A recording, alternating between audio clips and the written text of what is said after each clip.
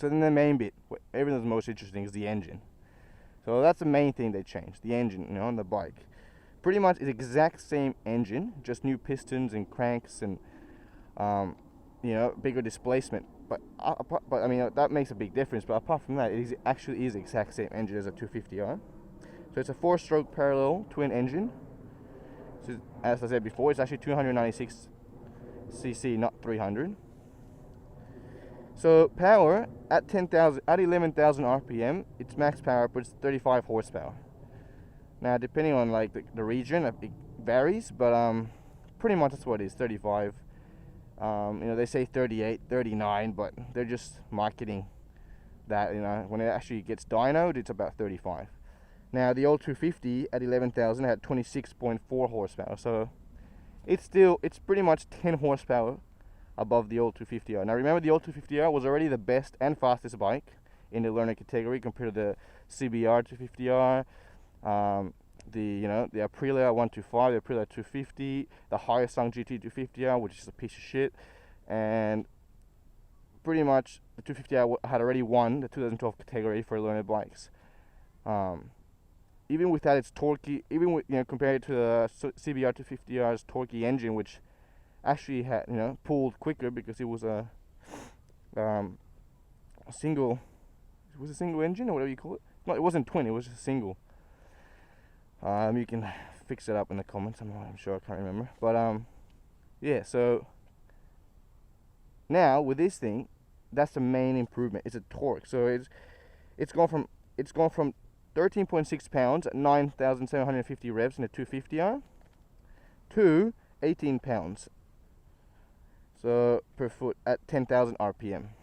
Now I mean, you feel that straight away. That's the first thing you notice is how it pulls from the lower revs. It's just instant. You go, whoa, you know, what have they done to this? It's just straight away, especially if you haven't ridden anything else. If you're just new to bikes and you rode any CBRs or any 250s and then went onto this, man, you notice it straight away. The other thing I noticed is there's no point in revving. Basically, there's no point in revving it past the 11,000 RPM right here, because there is no torque or power after that. There's no increase in torque or power. It all stops at 11,000.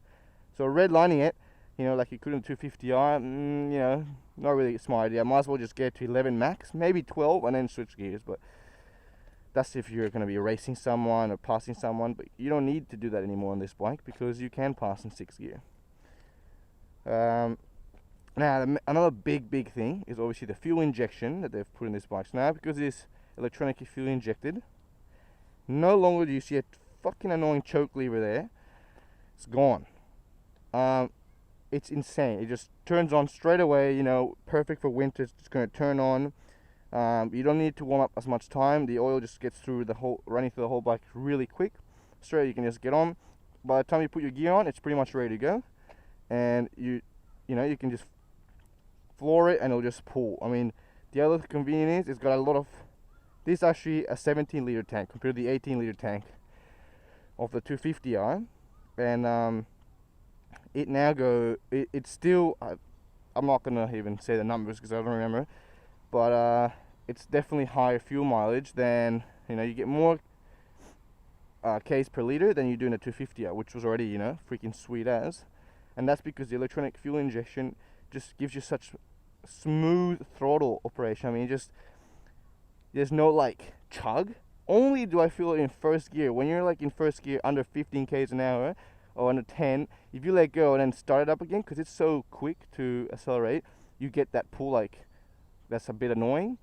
But basically in every other gear there's no chug, it just pulls. So that's pretty sweet. Also that makes it quicker, you know.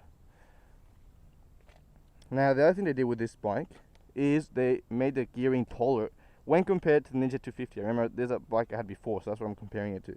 When compared to the old 250, all the gearing is much longer. So except for first gear, I think everything else is longer. So 6th gear I don't actually use around the city, because if you go, unless you're going 80, you can go in 6. But when you're going up to 60, whereas before I could go in 6, now you don't. You know, there's a noticeable drop in the revs when you go from 5th to 6th gear. Now I haven't gone on the highway, so I don't know.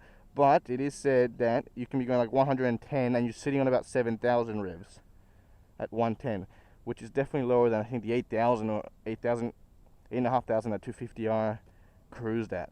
Because they've also done all these they've rubberized all the internals and where all that, you know, the stuff that rattles and goes on all over the place, it doesn't shake and rattle as much when you're, you know, going up higher speeds. Again, that's not from my own experience, so I still gotta check that out.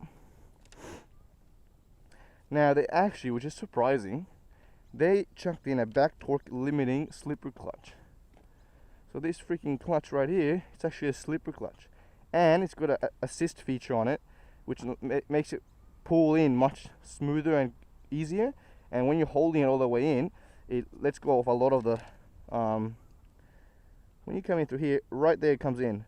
Now you're holding it there, look, I'm barely using any strength and it's staying. Whereas a 250R, you're stuck in traffic, you know, that will get annoying on your wrist, a lot of pressure. But the main thing is the slipper clutch. So for beginners who flooring it, decide to go real quick and then they realize, shit, I gotta turn left here. When they drop the gears and their revs are too high, it won't lock the back tire. So that's really, really good. It won't lock the back tire. It'll stop the power to the rear tire, so that it doesn't lock, and you can just slow down with the engine. And if you're using the brakes or whatever, so that's very, very sweet. Didn't think they would put that in. Usually, you only see slipper clutches on freaking race bikes. Tires. So the tires, same tire at the front. The back is actually now 140 mil, 140/70, which is, you know, wider than the old 250R. So it looks sweet, looks better from behind. As you can see, it's still the IRC road winners. Don't know how much experience you guys have with those, but from my experience, they're shit. The 250R IRC road winners are shit. They're amazing in the dry. Apparently, the first version, 2008 Ninja 250R. But then in the wet, they're absolutely terrible. I still ride in the wet because, you know, I'm not gonna. If it's raining, I have to go somewhere. I'm gonna ride. So, you know, just gotta be more careful. But you want to be able to trust your tires, and those you could not trust. My back tire, I don't know how many times locked and just slid out, but you know, I wasn't going fast enough. I was able to control it. Now these are the same tires. It's wider in the back, so it's definitely more stable when I'm going 60 and on the road. Just feels more planted to the road when I'm riding. That's only, you know, I've gone up to 80, so to 70, 80, it still feels really planted compared to the old 250R. You don't feel like you're in a small bike. You definitely feel like you're in a bigger bike. That's also thanks to all the new aerodynamics. I'm going to continue this. I'm just I need to answer this phone. Hello? Hey. I just got the ticket and there is space. Yeah. Like all the middle of the back is like booked out, but I got it on the side. Okay. And like a whole empty row with like one broken seat, but that's fine because we just won't sit on that. Yeah. And yeah, so I got them. So that's at the back? Yeah. Alright. But on the side. Alright. Well, I'm in the middle of my video. Alright. So I'll just finish this and edit it when I get home. But yeah, I'll be home in like 25 minutes or something. Alright, cool. I'll just wait for you. Yep. I'll be there soon. Alright. Okay. Okay, bye. So yeah, I was with the back tires. Because of the new aerodynamics, you can now, you know, the way that all the air flows through the bike just keeps it onto the ground. Keep much better than the old 250R. I mean, the extra weight is not really going to do much for that, you know, to change that at all. So they also put, you know, as you can see here, it's got 10 spoke rims, which is a very close look to the ZX14R. They look sweet. I mean, those rims look sweet. But yeah, again, trying to make it look like a bigger bike than it is, which it freaking is. I mean, I will put a video in the description. I'll put a video link in the description there. I watched this video of this bike, the special edition version, right next to a ZX6R, the new 636 2013 model. This bike is a little bit taller, and it's almost as wide. Like, it's almost, I think it is actually as big as the 636. So you don't notice. The only thing you notice is that the back tire is thicker than the 636 and the front a little bit. So I mean, it's pretty awesome. Just amazing what they've done, the engineers. Thanks to the Japanese, I guess. Now, price, just a quick thing on price. It is the most expensive learner bike. So if you're in Australia like I am, you're going to be spending $7,000 like flat just to get this on the basic version, and it'll go up to about $8,000 if you want, or more for the special edition or white with ABS. So you got to drop a bit of cash, whereas a Honda CBR 250R, is about $5,000 or $5.5 or something. I'm not even sure, but it's definitely much cheaper. Same with the Hyosung GT 250R. Brand new, they're much cheaper than this bike, but you're getting so much more for your money. I mean, you're getting definitely what your money's worth, in my opinion. However, I sold my old 250R, so I didn't actually pay full price for this. I just paid the difference, so it was a good buy for me. But anyone just starting out, yeah, you'll definitely drop a decent amount on a bike like this when you could get a much bigger bike used, like a 600 or anything. But again, I would not recommend that. I just definitely think riding's too dangerous to just think you're too good and you're not going to crash, because you will. And basically, yeah, I mean, the only thing I can talk about now is just the handling around corners. It feels like the front is much lighter. I don't know what they've done, but it definitely feels like the front's much lighter. I mean, let me just get on real quick.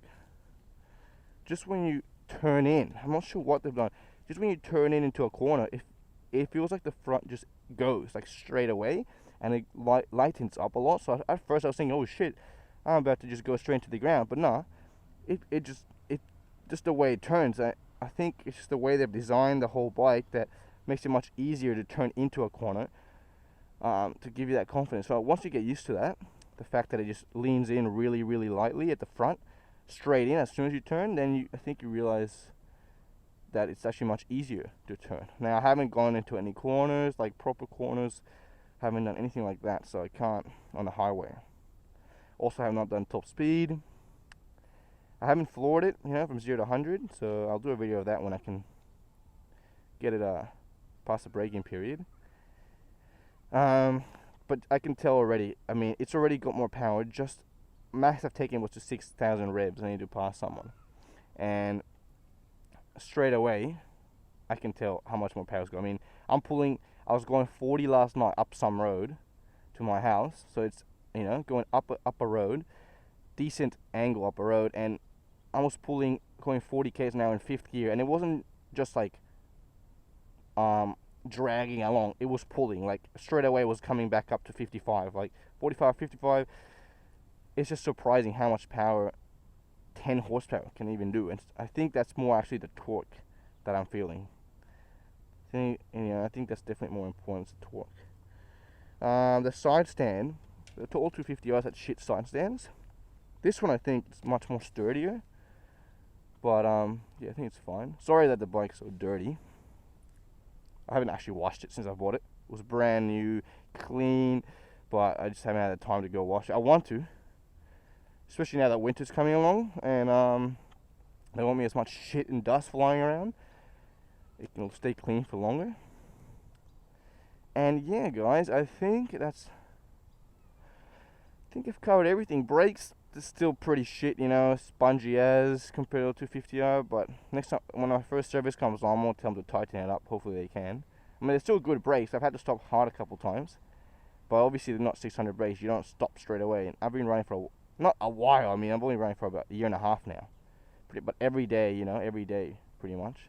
And yeah, I'm getting sick of this. I want something sharper, because there've been times where I've thought, no, I'm not going to actually brake, and I don't want to have that. I want to have confidence to know that if I need to brake, that I'm going to brake without fucking locking something up or crashing into the front, or not even making it and just going straight through the light and just getting run over.